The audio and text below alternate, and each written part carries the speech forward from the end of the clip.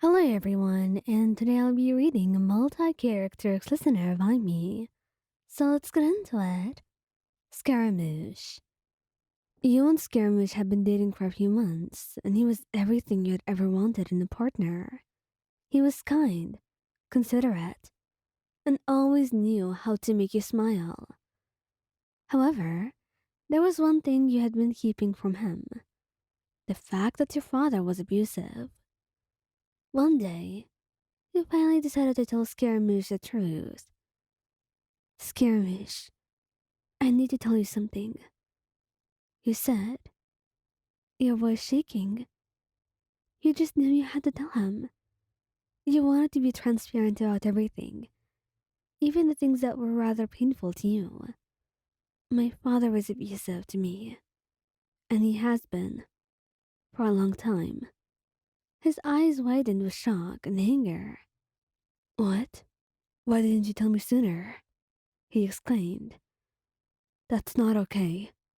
No one should ever have to go through that. You felt a weight lift off your shoulders as you told him about the physical and emotional abuse that you had suffered at the hands of your father. Scaramouche listened intently, his expression growing darker with each passing moment. I'm so sorry, he said softly. You don't deserve to be treated that way. I know, he replied. But what can we do about it? He stood up, determination written all over his face. We can do something about it, he said firmly. We can confront him and make sure that he knows this behavior is unacceptable. You were hesitant at first, but Skirmish's unwavering support gave you the courage to stand up to your father. When he tried to start an argument with you, Skirmish was right by your side, ready to defend you. You need to stop treating her like this, he said firmly, his voice laced with anger. It's not right, and it needs to stop. Your father was taken aback by Skirmish's confidence, but he didn't seem to want to back down.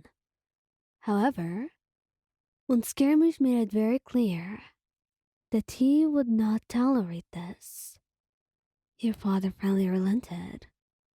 You could see the fear in his eyes as Skirmish glared at him, and your father promised to never lay a hand on you again. Thanks to Skirmish's intervention, you finally felt safe and protected from your father's abuse. He knew that he wouldn't stop because he had changed his ways.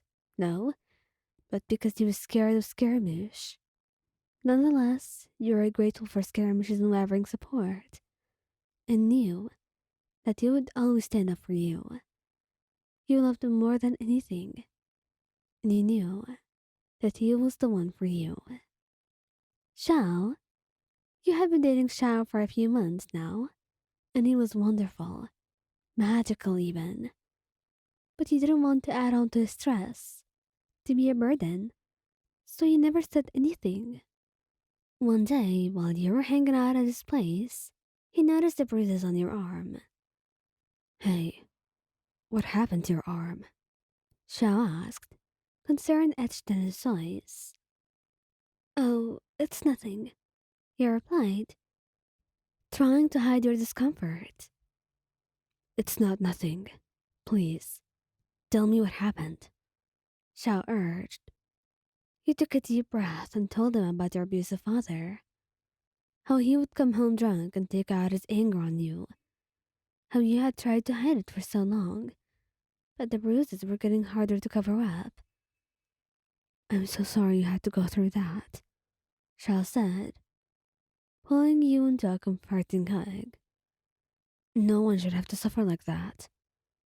You were surprised at how angry Xiao was when he found out. He paced back and forth, clenching his fists and muttering under his breath. I can't believe he would do something like this, Xiao said, his voice shaking with anger. I want to confront him, make him pay for what he's done to you. No, please don't. It's not worth it, he pleaded. Xiao took a deep breath and looked at you with determination. I won't do anything that you don't want me to, but just know that I'm here for you, and I will always protect you. Tears swelled your eyes as you hugged Xiao tightly. You felt grateful to have him in your life, and you knew that with him by your side, you could overcome anything. Child, you and Childe have been dating for a few months now. You both loved each other deeply, and had already shared some of your deepest secrets. But there was one thing you had never told him about: your abusive father. One day, Childe came over to your house unexpectedly. Your father was home, and as soon as he saw Childe, he started making snide remarks. You could see the anger building in Childe's eyes, but he didn't say anything. After a few minutes, your father went back to his room, and you could see the relief on Childe's face. Is everything okay? You asked, concerned.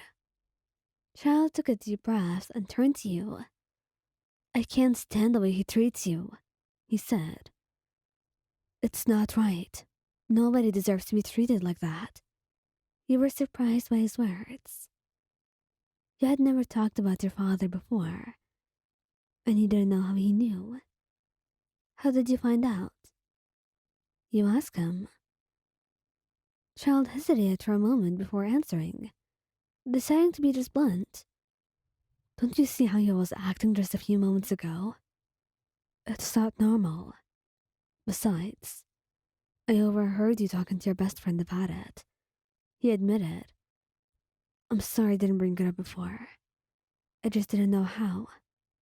You were touched by his concern. Thank you, he said, tears welling up in your eyes. Childe wrapped his arms around you and pulled you close. I'm here for you, he whispered. Always. You felt safe in his embrace, and for the first time, in a very long time, he knew that someone had your back. I love you, he whispered at him. Childe smiled down at you. I love you too, he said. And don't worry, I won't let him hurt you again. He's going to pay for what he's done.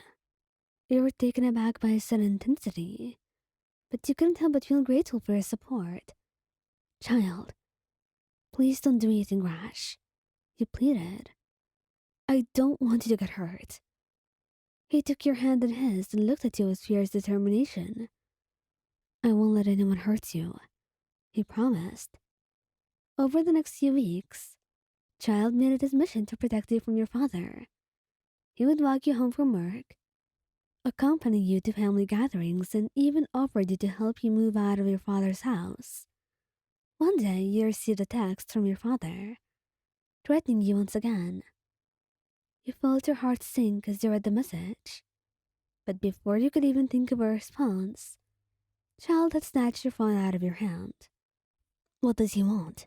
He demanded, his eyes blazing. You could feel the fear and anger bubbling up inside you, but you also felt safe with Childe by your side. Nothing, you said, taking a deep breath. I don't want to talk to him. Childe nodded, his grip on your hand tight and protective. You don't have to, he said, his voice gentle. I'm right here for you. And as for your father, Childe dealt with him personally. Don't worry about it.